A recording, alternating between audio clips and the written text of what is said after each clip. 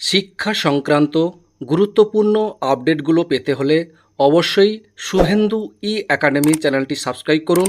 পাশে থাকা bell আইকনটিতে click করে ভিডিওটি বেশি বেশি করে শেয়ার করুন। নমস্কার, আপনি দেখছেন শুভেন্দু একাডেমিক ইউটিউব চ্যানেল। শিক্ষক শিক্ষিকাদের জন্য খুবই গুরুত্বপূর্ণ একটা আনন্দবাজার পত্রিকার রিপোর্ট। দেখুন, সব শিক্ষকের তথ্য প্রকাশের নির্দেশ। দেখুন, রাজ্যের সরকারি স্কুলের মাধ্যমিক এবং উচ্চ মাধ্যমিক স্তরে প্রায় 1,64,000 শিক্ষকের তথ্য প্রকাশ করতে নির্দেশ দিল কলকাতা হাইকোর্ট।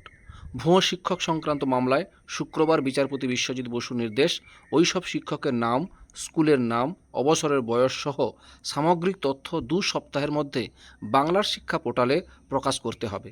এর পাশাপাশি কোন স্কুলে কোন বিষয়ের কত তথ্য আছে তাও প্রকাশ করতে হবে।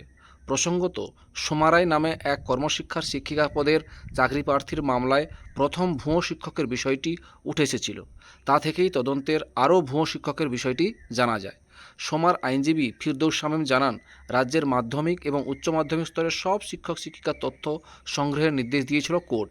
সেই নির্দেশ পালন এবং বিস্তারিত তথ্য জানিয়ে এদিন রাজ্যের স্কুল শিক্ষা কমিশনার একটি রিপোর্ট জমা দেয়নি। তাতেই মোট শিক্ষকের সংখ্যা এবং তথ্য জানানো হয়েছে। কোর্টের নির্দেশ, এই মামলায় 7 জন ভুয়ো শিক্ষকের নাম উঠে এসেছিল। তার মধ্যে 2 জনকে নিশ্চিতভাবে চিহ্নিত করা গিয়েছে। বাকি 5 জনের তথ্য সিআইডি রাজ্যের স্কুল শিক্ষা কমিশনারের নেতৃত্বে গঠিত 3 সদস্যের কমিটিকে জানাতে হবে।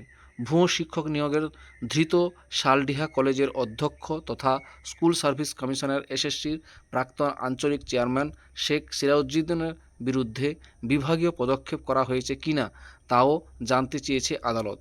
সিরাজউদ্দিন বর্তমানে জেল হেফাজতে আছেন বলে সিআইডির কাছে খবর। এই ছিল একটা আপডেট, আপনাদের সঙ্গে শেয়ার করলাম। ভিডিওটি দেখার জন্য অসংখ্য ধন্যবাদ।